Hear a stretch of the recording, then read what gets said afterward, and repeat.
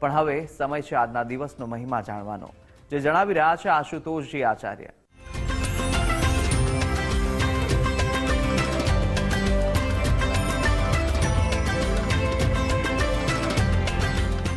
मनोजवं मारुततुल्यवेगं जितेन्द्रियं बुद्धिमतां वरिष्ठ वातात्मजं वानरयूथमुख्यं श्रीरामदूतं शरणं प्रपद्ये।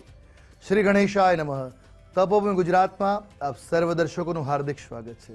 આજે જાણીએ દિન મહિમામાં। આજે તારીખ થઈ રહી છે 23 એપ્રિલ 2024। આજનો વાર છે મંગળવાર। તિથિની નક્ષત્રની વાત કરીએ તો આજે ચિત્રા નક્ષત્ર બની રહ્યું છે અને આજની તિથિ એટલે ચૈત્ર સુદ પૂનમ। આજે ચૈત્ર શુક્લ પૂર્ણિમા બની રહી છે। આજનું નક્ષત્ર એટલે ચિત્રા નક્ષત્ર। યોગની વાત કરીએ તો આજે વજ્ર યોગ બની રહ્યો છે અને આજનું કર એટલે વિષ્ટિ।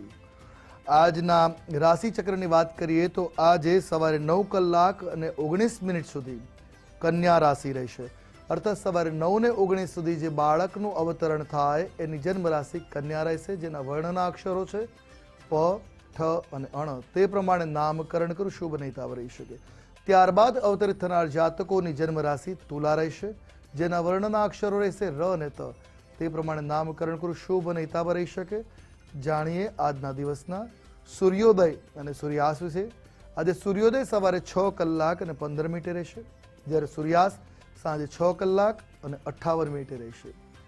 આજના દિવસના શુભાશુભ મુહૂર્તોની વાત કરીએ તો આજે શુભ મુહૂર્તમાં અભિજીત મુહૂર્તનો સમય બપોરે 12 કલાક અને 12 મિનિટથી પ્રારંભ કરી બપોરે 1 કલાક અને 4 મિનિટ સુધી અભિજીત મુહૂર્ત રહેશે।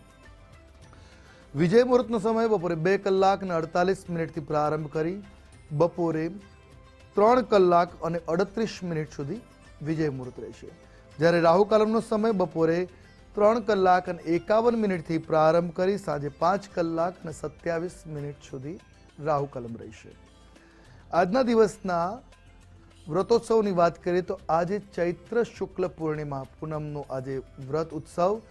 આજે રામ ભક્ત હનુમાનજી મહારાજનો જન્મોત્સવ પણ છે। તો આજે જૈન આયંબિલ ઓળીની સમાપ્તિ પણ થઈ રહી છે।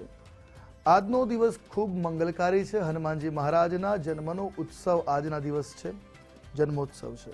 આજના દિવસના ઉપાયની વાત કરીએ તો આજે દરેક વ્યક્તિએ સુંદરકાંડ અથવા હનુમાન ચાલીસાનો પાઠ કરવો જીવનમાં સુખાકારી લાવવાળો સાબિત થઈ શકે છે। આપનો દિવસ મંગલમય બની રહેશે, એ જ અભ્યર્થના। જય ભવાની।